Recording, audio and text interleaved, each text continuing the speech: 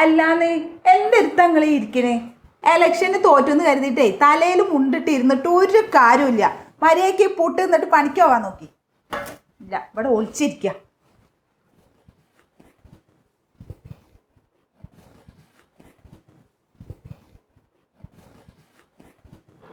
അല്ല, നിങ്ങൾ ഇതുവരെ തിന്നഴിഞ്ഞിട്ടല്ലേ?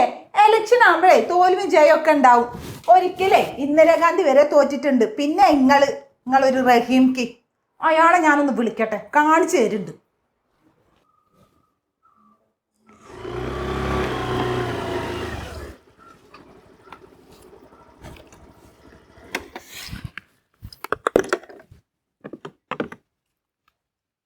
ആ ഹലോ, എന്താണ് അസീന? റഹ്മാൻക്ക, നിങ്ങളെവിടെ?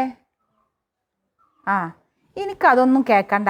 നിങ്ങളെ വീട്ടിലൊരു കാര്യം മാത്രം നോക്കിയാൽ മതിയൊക്കെ. നിങ്ങളൊന്നും പറയണ്ട, ഇങ്ങോട്ട് പോന്നിട്ട് ബാക്കി കാര്യങ്ങൾ തീരുമാനിക്കാം. നിങ്ങളെ പ്രചരണത്തിന് ഇയാളെ കൊണ്ടുപോയിട്ടേ പേരേന്ന് പുറത്തിറങ്ങാൻ പറ്റില്ല. ആൾക്കാരെ കൂക്കും വിളിയും കേട്ടിട്ട് മൂപ്പർക്ക് മാത്രമല്ല എനിക്കും പുറത്തിറങ്ങാൻ പറ്റുന്നില്ല. ഒരു പീടിയേക്ക് അടക്കം പോകാൻ പറ്റുന്നില്ല. ഞങ്ങൾക്കേ ജീവിക്കണം. നിങ്ങൾ ഇതിനൊരു തീരുമാനം ഉണ്ടാക്കി തരി. വേഗം ഇങ്ങോട്ട് വരി. ഞാൻ ഫോൺ വെച്ചാൽ ഞാൻ പണ്ട് വരാം.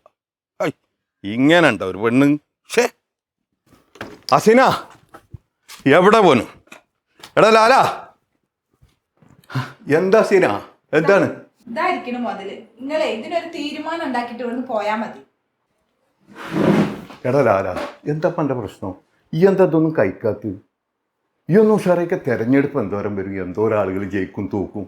ഈ ഒന്ന് ഉഷാറായിക്കെ. നമ്മളാ പൊന്നാനി ശക്തിയിൽ കളങ്കാവിൽ കളിക്കുന്നുണ്ട് മമ്മൂക്കാട്. അതൊന്നും കണ്ടുവരെ പോയിട്ട്. എടാ ലാലാ, എനിക്കൊരു 10 കോടി ഉറുപ്പിക ലോട്ടറി അടിച്ചെന്ന് വിചാരിക്കും. സത്യമായിട്ടും ഇന്നലെ അതിന്റെ പകുതി കണ്ട് തരും ഞാൻ.